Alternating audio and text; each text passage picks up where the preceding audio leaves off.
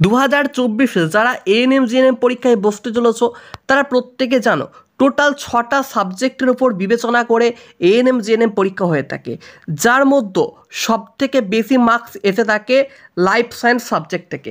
এবং এই life science বা জীবন বিজ্ঞান ক্লাস 9-10 সিলেবাস প্রত্যেকে জানো। এবং আজকে আমরা একটি নতুন ক্লাস নিয়ে হাজির হয়েছি লাইফ সায়েন্স থেকে। তো যারা যেখান থেকে ভিডিওটা দেখছো অবশ্যই লাইক করে দিও, এবং যারা এখনও পর্যন্ত চ্যানেলটাকে সাবস্ক্রাইব করনি সাবস্ক্রাইব করার সাথে সাথে পাশের বেল বাটনটিকে প্রেস করে দিও সমস্ত নোটিফিকেশন সবার প্রথমে পাওয়ার জন্য। দেখো তোমরা কিন্তু অনেকে সাবস্ক্রাইব করে রাখো কিন্তু পাশের বেল বাটনটাকে কেউ অল করো না। অবশ্যই কিন্তু সাবস্ক্রাইব করার পর পাশের বেল বাটনটাকে অল করবে। এর কারণে আমি যে সমস্ত ভিডিও আপলোড করব সেই সমস্ত ভিডিওর নোটিফিকেশন তোমাদের ফোনে গিয়ে কিন্তু হাজির হবে। আর যদি অল না করে রাখো তাহলে কখন কোন ভিডিও আমি আপলোড করেছি তোমরা তা জানতে পারবে না, এবং বেশ গুরুত্বপূর্ণ ভিডিওগুলো তোমাদের কাছে মিস হয়ে যাবে। তো তার জন্য এই কথাটা আমি বারবার বলে দিলাম। এবং হ্যাঁ, ভিডিওটা কিন্তু লাইক করতে কেউ ভুলবে না, কারণ তোমরা যত লাইক করো আমরা কিন্তু তত মোটিভেট হয় যে হ্যাঁ স্টুডেন্ট আমাদেরকে সাপোর্ট করছে, আমরা আরও নতুন নতুন ক্লাস নিয়ে হাজির হয়। দেখো আজকে কিন্তু লাইফ সায়েন্স থেকে বেশ কয়েকটা গুরুত্বপূর্ণ প্রশ্ন নিয়ে হাজির হয়েছে, এবং আজকে একটা মক টেস্টের মতো করা হয়েছে। দেখো এখানে নিয়মটা একটু বলে দিই, টোটাল 15 নাম্বারের আজকে মক টেস্ট আছে, ঠিক আছে? এবার তোমার কাজ কি না, আমি প্রশ্নটা বলবো যে অর্নিথোলজি আলোচনা করা হয়, দিয়ে 4টা অপশন রয়েছে ABCD। এবার তুমি এই প্রশ্নটা আমার কথাটা শুনলে বা দেখে তোমার মনে হলো যে 1-এর দাগের বিটা সঠিক, তুমি বিয়েতে দাগ দিলে। ঠিক সেমভাবে 2-এর দাগের যেটা সঠিক মনে হবে, 3-এর দাগে যদি এ সঠিক মনে হয়, 4-এর দাগে যদি আবার ডি সঠিক মনে হয়, ঠিক তুমি এভাবে কিন্তু টোটাল 15টা প্রশ্নের উত্তর দেবে। এবং 15টা প্রশ্নের উত্তর দেবে এবং আমিও কিন্তু সঠিক উত্তরটা বলে বলে যাব। তো তুমি চেষ্টা করো আমার আগে উত্তর বলার, এবং তুমি যদি ভুল করে থাকো ভুলটাই কিন্তু কমেন্টে থাকবে, এবং আমি সেগুলোকে চেক করে জানাবো যে তুমি কত মার্কস পেয়েছো। কারণ তুমি আমার দেখে দেখে ঠিকঠাক করে দিলে এটা কিন্তু চলবে না। তুমি ভুল করলে ভুল, তুমি যেটা জানো যেটা সঠিক মনে হয় সেটাই করবে। যদি দেখো যে আমি ঠিক বলছি তুমি আমারটা দেখে দেখে বললে এটা কিন্তু করবে না। আমি তোমাদেরকে আজকে ডিসিশন নেব যে তোমরা কত পেয়েছো, আমি কিন্তু টোটাল নাম্বারটা তোমাদেরকে কাউন্ট করে জানিয়ে দেবো, ঠিক আছে? তো চলো মক টেস্টটা শুরু হচ্ছে এখন থেকে। আর হ্যাঁ, তোমরা কিন্তু প্রত্যেকে চেষ্টা করো সঠিক উত্তরটাকে দেবা, কারণ হাতে প্রত্যেকের জন্য টাইম কম রয়েছে, এবং এই কম সময়ের মধ্যে আমাদেরকে কিন্তু পুরো সিলেবাসটাকে আলোচনা করতে হবে। প্রথম 1 নম্বর প্রশ্ন রয়েছে অর্নিথোলজি আলোচনা করাই 4টা অপশন দেওয়া আছে, স্তন্যপায়ী প্রাণী, বাদুড়, মৎস্য, পাখি। এখানে সঠিক উত্তর কোনটা বলে তোমার মনে হয়? দেখো আমি টাইম দিচ্ছি, তোমরা করো। দেখো এখানে কিন্তু সঠিক উত্তর হচ্ছে কি না পাখি। কি বললাম? এখানে সঠিক উত্তর হচ্ছে কি না পাখি, ঠিক আছে? কারণ অর্নিথোলজি নিয়ে আলোচনা হয় পাখিতে, ঠিক আছে? মৎস্য মানে মৎস্যবিজ্ঞান নিয়ে, মৎস্য মানে মাছেদেরকে মৎস্যবিজ্ঞানের নিয়ে আলোচনা করা হয়, ঠিক আছে? এবার দেখো 2024-এ যারা আমাদের এএনএম জিএনএমের পেড ব্যাচে অ্যাডমিশন নিতে চায় তাদেরকে আরেকবার বলি, আমাদের কিন্তু ডিটেলসে পড়ানো হয়, অর্থাৎ চ্যাপ্টার ওয়াইজ ধরে ধরে পড়ানো হয়। 2 নম্বর, আমরা কিন্তু বিভিন্ন প্রকার সব সাবজেক্ট যতগুলো সাবজেক্ট সব সাবজেক্টের মক নিয়ে থাকি, এবং তার সাথে সাথে যত পিডিএফ বা সাজেশন সব কিন্তু আমরা প্রোভাইড করে দিই।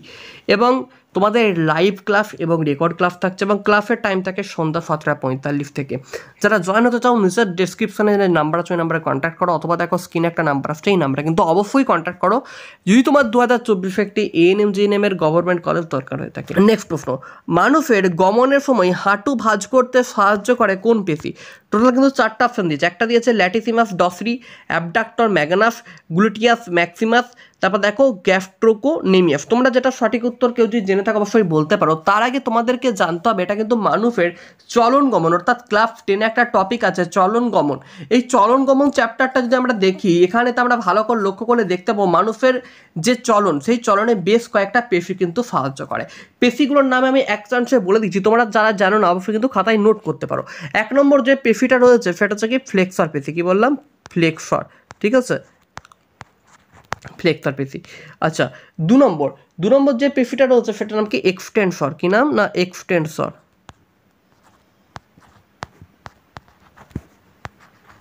এক্সটেনসর পেশি। তাহলে কি বললাম আমরা দুটোতে, একটা হচ্ছে ফ্লেক্সর, 2 নম্বর হচ্ছে কি এক্সটেনসর। আচ্ছা, 3 নম্বর যে পেশিটা আছে সেটা হচ্ছে কি অ্যাবডাক্টর। কি নাম বললাম? অ্যাবডাক্টর, অ্যাবডাক্টর, ঠিক আছে?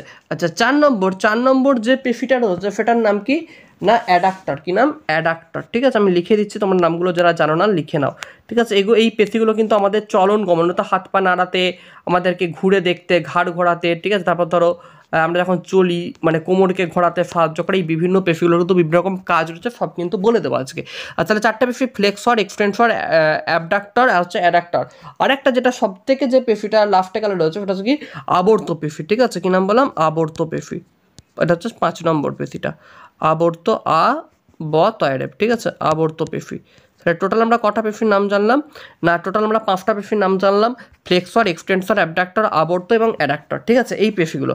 এবার দেখো এই যে এখানে বলেছে মানুষের গমনের সময় হাঁটু ভাঁজ করতে সাহায্য করে কোন পেশি? ফ্লেক্সর পেশির নাম তোমরা প্রত্যেকে শুনেছো, ফ্লেক্সর, যেটা এইমাত্র আমি লিখলাম যে ফ্লেক্সর 1 নম্বরে যে পেশিটার নাম লিখেছিলাম। এই ফ্লেক্সর পেশির আবার কিন্তু বিভিন্ন রকম ভাগ রয়েছে, অর্থাৎ ফ্লেক্সর পেশিরও কিন্তু আবার বিভিন্ন রকম ভাগ রয়েছে। কি কি ভাগ একটু যদি আমরা লক্ষ্য করে দেখি, একটা হচ্ছে কি হ্যামটিংস, ঠিক আছে? কি নাম বললাম? হ্যামটিংস। নামগুলো লিখে নিতে পারো তাহলে, হ্যামটিংস একটা। আচ্ছা, 2 নম্বর কি রয়েছে জানো না? গ্র্যাসিলিস। কি না? ফ্লেক্সর পেশিরও কিন্তু বিভিন্ন রকম ভাগ রয়েছে, এগুলো তোমরা বইয়ে পাবে না। গ্র্যাসিলিস। 3 নম্বর যে ভাগটা রয়েছে সেটার নাম কি না? সার্টেটোরিয়াস। কি? সার্টেটোরিয়াস। দন্তের সহায়কার টয়কার ট, এগুলো কিন্তু কোথাও কোনো বইয়ে খুঁজলে তোমরা পাবে না, ঠিক আছে? সার্টেটোরিয়াস, এগুলো আমাদের নোটস থেকে করানো হচ্ছে, সার্টেটোরিয়াস। আচ্ছা, তারপর যেটা রয়েছে সেটা কি নাম না? প্লান্টারিস। কি নাম বললাম? প্লান্টারিস, ঠিক আছে? এটাই মুছছি, এগুলো প্রত্যেক কথা হচ্ছে লিখেছ। আচ্ছা, নেক্সটে যেটা আসছে সেটা হচ্ছে কিনা প্লান্টারিস।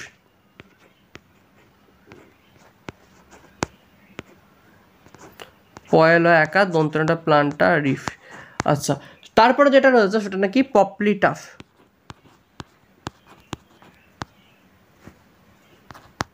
ঠিক আছে? টোটাল সব পেশিগুলো জানলাম। এবার দেখো এখানেতে আর একটা পেশি রয়েছে, এটা কি গ্যাস্ট্রোকোনেমিয়াস। আর একটা পেশির নাম কি? ফ্লেক্সর পেশি হচ্ছে গ্যাস্ট্রোকোনেমিয়াস, ঠিক আছে? যেটা আছে এই পেশিটা। তাহলে এবার দেখো আমরা কি বললাম? ফ্লেক্সার পেশির সব ভাগগুলো জানলাম। এবার আমরা যখন প্রত্যেকে দেখবে যারা পড়েছো বা যারা পড়নি তারা শুনে নাও, সর্বদা হাঁটু ভাঁজ করতে পায়ের হাঁটু এবং আমাদের হাতের যে কনুই বা হাঁটু ভাঁজ করতে সর্বদা কিন্তু ফ্লেক্সর পেশির উপাদান গুরুত্বপূর্ণ। তাহলে ফ্লেক্সরের ভাগের মধ্যে দেখো গ্যাস্ট্রোকোনেমিয়াসটা পড়ছে, তাহলে এখানে সঠিক উত্তর হচ্ছে কি গ্যাস্ট্রোকোনেমিয়াস, ঠিক আছে? শরীরের সবচেয়ে লম্বা হাড়ের নাম কি? দেখো 4টা অপশন, ফিমার, স্টেপিস, হিউমেরাস, কোনোটাই নয়। দেখো ফিমার রয়েছে, স্টেপিস রয়েছে, হিউমেরাস রয়েছে, কোনোটিই নয় রয়েছে। দেখো আমরা জানি যে কানে, আমাদের যে কান রয়েছে সেই কানের মধ্যে কিন্তু সব থেকে ছোট হাড় রয়েছে। কি বললাম? আমাদের যে কান রয়েছে সেই কানের মধ্যে কিন্তু সব থেকে ছোট হাড় রয়েছে এবং সেই হাড়টির নাম হচ্ছে কি? স্টেপিস। এটাই হচ্ছে সব থেকে ছোট হাড়। নেক্সট প্রশ্ন, এবার কোথায় কতগুলো হাড়ের সংখ্যা? দেখো হাতে হাড়ের সংখ্যা 54টা, পায়ে হাড়ের সংখ্যা 52টা এবং শরীরের সব থেকে বড় হাতের নাম হচ্ছে ফিমার, শরীরের সব থেকে ছোট হাড়ের নাম হচ্ছে স্টেপিস। অস্টিওপোরোসিস মানে কি? রোগ হাড়ে হয়, মানে হাড়ের যে রোগ হয় তাকে বলছে কি? অস্টিওপোরোসিস। মেরুদণ্ডের হাড়কে কি বলে? কফেডুকা বা ভার্টিবা। কাঁধ থেকে কনুইয়ের হাড়কে কি বলে? হিউমেরাস। তার মানে এখানে দেখো যে আমাদের এতক্ষণ ধরে পড়ছিলাম যে ফিমার মানে কি না? সব থেকে বড় হাড়, ঠিক আছে? স্টেপিস হচ্ছে সবথেকে ছোট হাড়। হিউমেরাস মানে কাঁধ থেকে কনুইয়ের যে হাড় সেটাকে বলছে কি? হিউমেরাস, ঠিক আছে? আচ্ছা, ত্বকে থাকা মেলানিন, তারপরে 4 নম্বরের অপশন, এটা কি হবে তোমরা বলো? ত্বকে থাকা মেলানিন হলো একটি ড্যাশ। কোনটা না? ত্বকের স্তর, ত্বকের কোষ, রঞ্জক পদার্থ নাকি কোনোটাই নয়? প্রত্যেকে কিন্তু কমেন্টে অ্যান্সার দেবে, ঠিক আছে? চ্যাট বক্সে না, প্রত্যেকে কমেন্টে অ্যান্সার দেওয়ার চেষ্টা করবে। ত্বকে থাকা মেলানিন হলো একটি কি না? ত্বকে থাকা মেলানিন হলো একটি না রঞ্জক পদার্থ, কারণ মেলানিন সর্বদা কিন্তু একটা রঞ্জক পদার্থ। আমাদের যে চামড়ার যে বর্ণ সেটা মেলানিনের উপর নির্ভর করে। নিচের কোনটি নিউরো ট্রান্সমিটার? দেখো রোডোপসিন কিন্তু আমাদের চোখের যে কোষে থাকে। আচ্ছা, নিউট্রোফিন, এটা নিউট্রোফিন রয়েছে। আর হিস্টামিন কিন্তু একটা প্রোটিন জাতীয় অ্যামিন। আর অ্যাসিটাইল কোলিন কিন্তু সর্বদা একটা নিউরো ট্রান্সমিটার। তার মানে এখানে সঠিক উত্তর হচ্ছে কোনটা? 5 দাগের এ, অপশন এ হচ্ছে কি কেন সঠিক উত্তর। নিউরো ট্রান্সমিটার হচ্ছে অ্যাসিটাইল কোলিন। আমাদের শরীর থেকে ঘাম নির্গত হয় নিম্নলিখিত কোন কারণ? টোটাল 4টা অপশন দেখতে পাচ্ছ। পরিবেশের উষ্ণতা বৃদ্ধি পেলে, শরীরের উষ্ণতা বৃদ্ধি পেলে, আবেগ তাড়িত হয়ে পড়লে, নাকি সবগুলোই? দেখো যখন আমাদের আবেগ আসে তখন আমরা ঘেমে যাই, শরীরের উষ্ণতা যখন বৃদ্ধি পায় তখন আমরা ঘেমে যাই, এবং পরিবেশের উষ্ণতা যদি বৃদ্ধি পায় তাহলেও কিন্তু আমরা ঘেমে যাই। তার মানে এখানে সঠিক উত্তর হচ্ছে কোটা না সবগুলোই। মানবদেহের ক্ষুদ্রতম হাড়টি কোথায় অবস্থিত? পায়ে, হাতে, কানে। আমি এইমাত্র ছবি এঁকে বোঝালাম সব থেকে ছোট হাড় স্টেপিস, যেটা কানে অবস্থিত। তাহলে অপশন সি হচ্ছে কানে সঠিক অ্যান্সার। পাকা চুলে কি থাকে না? মেলানিনই থাকে না, প্রোটিন থাকে না, মেলানিনই ও প্রোটিন থাকে না কি কোনোটি না। এখানে সঠিক উত্তর হবে হচ্ছে কোনটা, অপশন এ, মেলানিন থাকে না। ঠিক আছে, 9 নম্বর প্রশ্ন, তোমার কনুইতে কোন প্রকার অস্থিসন্ধি রয়েছে? ভালো করে মনে রাখবে যে আমাদের যে কনুই, সেই কনুয়ে কিন্তু স্যাডল সন্ধি থাকে না। বললাম স্যাডল সন্ধি কিন্তু কোনোদিন থাকে না। আচ্ছা, বল ও সকেট সন্ধি, বল ও সকেট সন্ধি ভালো করে মনে রাখবে, এগুলো তোমার কাঁধ কোথায় থাকে, কাঁধের মধ্যে কিন্তু বল এবং সকেট সন্ধিটা থাকে। কোথায় থাকে না, আমাদের কাঁধ রয়েছে, সেই কাঁধের মধ্যে কিন্তু বল এবং সকেট সন্ধিটা রয়েছে।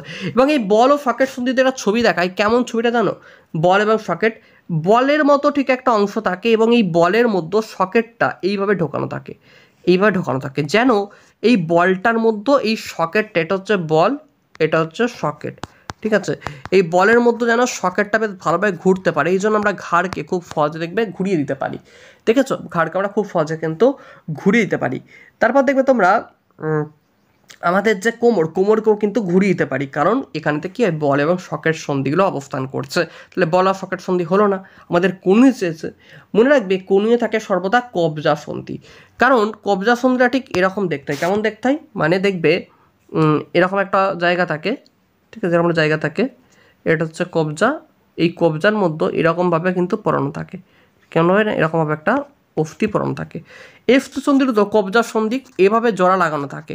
এরপরে দেখবো আমরা খুব সহজে কনুইটাকে ভাঁজ করতে পারি, আবার দূরে নিয়ে যেতে পারি, তার জন্য কনুইতে কি আছে, কবজা সন্ধির হচ্ছে বি হচ্ছে এখানে সঠিক অ্যান্সার।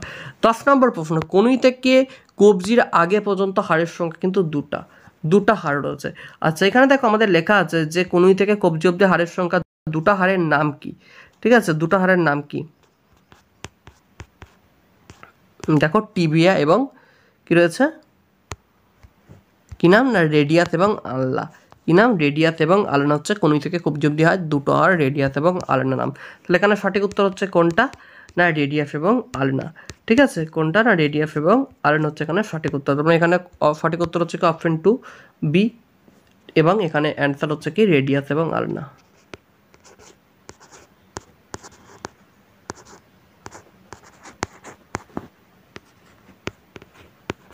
নেক্সট প্রশ্ন আসো,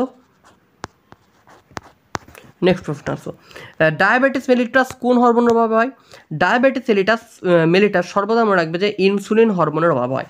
এবং দেখো মাঝে মধ্যে কিন্তু পরীক্ষায় দিয়ে দেয় যে গ্লুকাগনের কাজ কি, ইনসুলিনের কাজ কি। যারা এই কাজগুলো জানো না, তারা একটু খাতা পেন বার করে ইনসুলিন এবং গ্লুকাগনের কাজগুলো একটু লিখে নিতে পারো। আমি ইনসুলিন এবং গ্লুকাগনের কাজগুলো তোমাদেরকে একটু লিখিয়ে দিচ্ছি। ঠিক আছে, দেখবে ইনসুলিনের কাজ, প্রথম আমি যেটা লিখেছি সেটা হচ্ছে ইনসুলিন কাজ। ইনসুলিন হচ্ছে একটা কিন্তু পলিপেপটাইড হরমোন। কি হরমোন না, ইনসুলিন একটি কি জাতীয় হরমোন না, পলিপেপটাইড হরমোন। এটা ভালো করে মনে রাখবে, খুব ইম্পর্টেন্ট, যেটা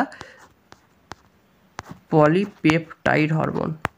ইনসুলিন একটি পলিপেপটাইড হরমোন। এবং ইনসুলিন রক্তে কি করে, রক্তে গ্লুকোজের মাত্রা বজায় রাখে, গ্লুকোজের মাত্রা বজায় রাখা হচ্ছে ইনসুলিনের প্রধান কাজ। ঠিক আছে, আচ্ছা নেক্সটটা কি করে না, ইনসুলিন হচ্ছে প্রোটিন এবং ফ্যাট বিপাকে সাহায্য করে। কি করে না, প্রোটিন এবং ফ্যাট বিপাকে সাহায্য করে।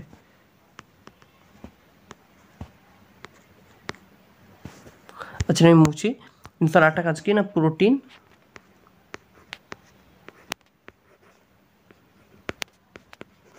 ও ফ্যাটের বিপাক ঘটায়।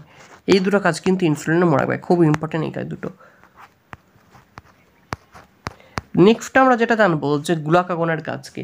গ্লুকাগনের কাজ হচ্ছে হৃৎপিণ্ডের শক্তি বৃদ্ধি করতে সাহায্য করে, পিত্তক্ষরণ বৃদ্ধি করতে সাহায্য করে। পিত্ত কর্তে খরিত হয়, মানে পিত্ত কিন্তু যকৃৎ থেকে খরিত হয়। এবং আরেকটা মনে রাখবে যে কুকুরের কোনো প্রকার পিত্তাশয় নেই। ঠিক আছে, পিত্ত খরিত হয় আমাদের যে যকৃৎ বা লিভার রয়েছে, এটা ইম্পর্টেন্ট রয়েছে। দেখো যকৃৎ বা যে লিভারটা আমাদের রয়েছে ঠিক এরকম দেখতে, এই যকৃৎ বা লিভার থেকে কীভাবে পিত্ত খরিত হয়। এই পিত্তটা খরিত হয়, দেখবে এখানটায় করে একটা পিত্তাশয় কিন্তু থাকে। কোথায় করে থাকে না, ঠিক এই জায়গাটা একটা কী হয়, একটা পিত্তাশয় অবস্থান করে। এবার এখান থেকে যকৃৎ থেকে যে পিত্তটা নির্গত হয়, সেই পিত্তটাই পিত্তথলি বা পিত্তাশয়ে জমা হয়। ঠিক আছে, পিত্তথলি বা পিত্তাশয় কিন্তু জমা হয়। ঠিক আছে, তাহলে এখানে সঠিক উত্তর হচ্ছে কি ডায়াবেটিস মেলিটাস কোন হরমোনের অভাবে হয় না, ইনসুলিন। এখানে জানলে যত কিছু আমরা জানলাম। ঘামগ্রন্থি ত্বকের কোন স্তরে থাকে? এটা মনে রাখবে, ঘামগ্রন্থি থাকে ত্বকের ডার্মি স্তরে। কোন স্তরে না, ডার্মি স্তরে। মানুষের জিহ্বার ঘা যে ভিটামিনের অভাবে ঘটে তা হলো রাইবোফ্লোবিন। অপশন সি হচ্ছে এখানে রাইট অ্যান্সার। কি অপশন সি রাইট। রেডিয়াস ও হাড় দুটি কোথায় থাকে? রেডিয়াস এবং আলনা হাড় দুটি কোথায় থাকে? আমি এইমাত্র বলে দিলাম যে আমাদের কবজি থেকে কনুই অবধি রয়েছে, তার মানে হাতে থাকে নিশ্চয়ই। আচ্ছা, মেলানিন কীভাবে শরীরে ইউভি রশ্মিকে বাধা দেয়? দেখো এখানে যেটা সঠিক উত্তর সেটা হচ্ছে কি না, এখানে যেটা সঠিক উত্তর সেটা হচ্ছে কি না, কোনোটাই নয়। কী হবে না, কোনোটাই নয়। তাহলে আজকে ছিল এই প্রশ্নগুলোর। হ্যাঁ,